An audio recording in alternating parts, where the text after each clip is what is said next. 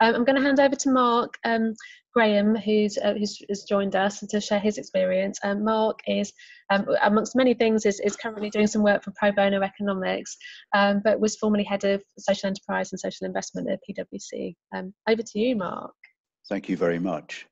So I'm going to address the three exam questions that you gave us in terms of why and what was offered and what we both got out of it.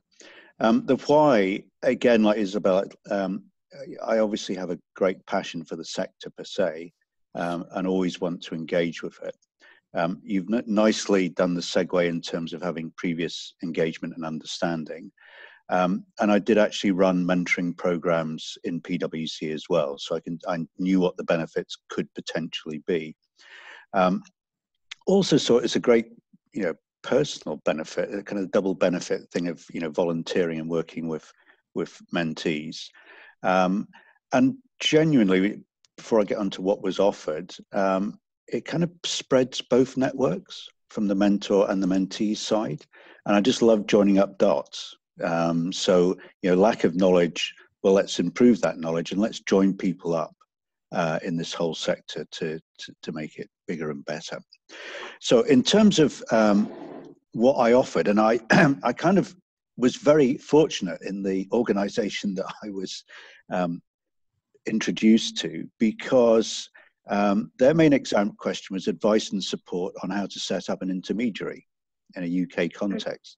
So I had no issue. There was no issues about funding because they had all that in place, nor was there any necessarily issues about experience, because I was dealing with some very interesting individuals who'd spent quite a lot of their time in merchant banking. So what essentially they were looking at was more about setting up the objectives of the fund and having clarity on the social benefits and how to capture them. And then the practical issues about how you run a fund, which I'm not going to say how much it was, but it's far less than they normally dealt with. And certainly in terms of project size, something that they'd never experienced. And therefore, from my experience, how could you, or what were the lessons that you could learn from others in fund management? And I think the other thing was referencing where it's been undertaken elsewhere. So, very strong experience, funding support in place, but never actually looked at this kind of micro from their perspective fund or the types of projects that within this particular community they were focusing on. And then on those specific issues, and I think it's an area that we sometimes get exposed on, where, and I'll give the specific issue with regards to this fund was, well, we think we should be doing something about diabetes. Now, you can understand why, but actually, where was the research? Where were the organizations, not just within the social investment marketplace, but have undertaken research? And actually, from a global perspective, there's lots of interesting programs around diabetes.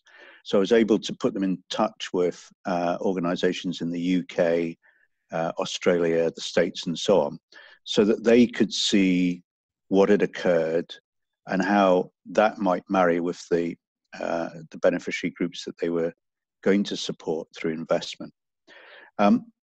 Where are they? I think they were always in a good place.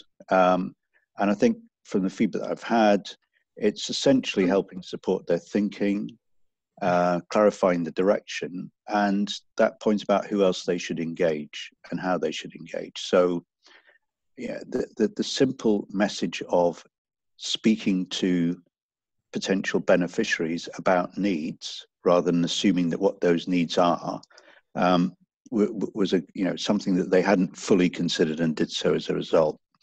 I think I'm just going to reinforce what Isabella said about lessons learned. So I think just having someone from outside the organization listen, may be challenged, but certainly generate some ideas, options, considerations, kind of helps clarify, support, and I think in certain cases embolden people to do things. And then the final point in terms of what I think the one thing that they took away from all of the things that I said was Never be afraid to ask. What's the worst that people can say? And it's no, but you're never going to find out. So don't don't try and second guess. Just engage, just ask, get involved. So that's me. Thank you. Great, thank you, Mark. I think you've just highlighted that how mentors bring so much more than just perhaps your direct professional experience. That Yes. importance of connections and networks is really valuable, and I think lots of people, myself included, have brought that experience to the mentoring. And I think both of you have touched on the importance of asking really good questions and not telling, and just and that again feels like a common theme.